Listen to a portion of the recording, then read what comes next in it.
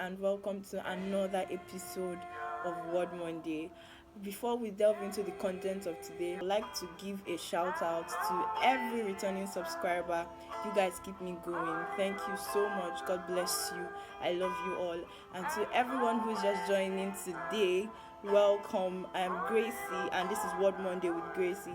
So here on this channel, we summarize a particular chapter of the Bible which we've read throughout the week every Monday. So if you like to be part of the Bible study where we read the chapters we are to summarize, I'll drop my contacts in the comment section and be sure to reach out and I'll be ready to attend to you.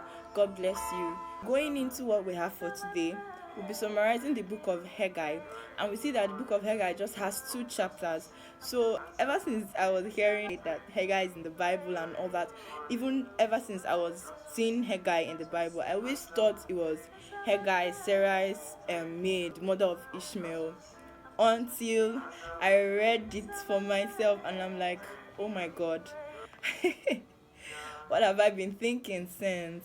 So here, Haggi is not the Haggi I've been thinking.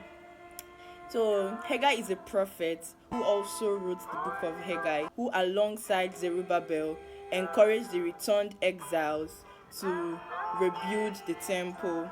Delving into the chapter by chapter summary, we see that in chapter 1, God gave an instruction through Haggi, and when the people of Israel and Joshua and Zerubbabel and the high priest obeyed the Lord, God stirred up their spirit. It was more like a quickening because the word of the Lord came to the people. He was saying that they should quit building their old houses because the temple is still in ruins, that they should rebuild the temple. And when they listened, they set their hearts to do what the Lord has said, and God stirred up their spirits and they began to work towards achieving building the temple. And something struck me and I would like to share. Now, first of all, we see that these people listened and they set their hearts to obey, and then God gave them a quickening. It was more like a strength. So first off, we have to listen to what the Lord has to say. Before strength comes, there has to be obedience, there has to be listening, there has to be an attentive listening, not just listening to what God says, and then there has to be an obedience, like they decided to obey.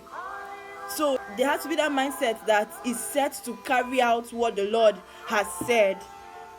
Now, when the Lord sees that you have listened and you set your heart to do what He has said, then there comes the outpour of strength.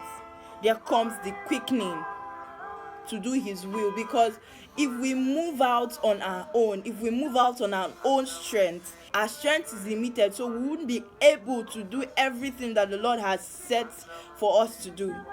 So that's where the strength of God comes in. So we see that in chapter 2, God gives great encouragement to those who have been building the temple under great difficulty or great difficult conditions, because they felt that the temple they were building at that present time was inferior to the one that Solomon had built before the ruins. So God was encouraging them that this one that they are building or that they were building was going to be of greater glory than that of Solomon. So we see that God encouraged them and as well as gave them His blessings, because God pronounced blessings on them. So we see that when we set our hearts to do what God has said to do, we would see that God will not just give us His strength, He will encourage us, because sometimes we get discouraged. It's not easy. Just because God, has given us a mandate to do something does not mean that the road will be so easy and so smooth. Yes, we'll encounter difficulty at times. That's when the encouragement of God comes in. That's to show that God is really involved. That is to show that God really sent us to do this. So when the encouragement of God comes, we also see the blessings of God. And we see it in the book of Haggi chapter 2. So I hope that in as much as we listen to all that God has to say to us and we are set to carry it out, that we depend on His strength too. And when we are discouraged, we lean on Him for encouragement. And at the end, we gain the blessings of God. So we've come to the end of this episode of One Monday. Thank you for joining in once again. God bless you. This is One Monday.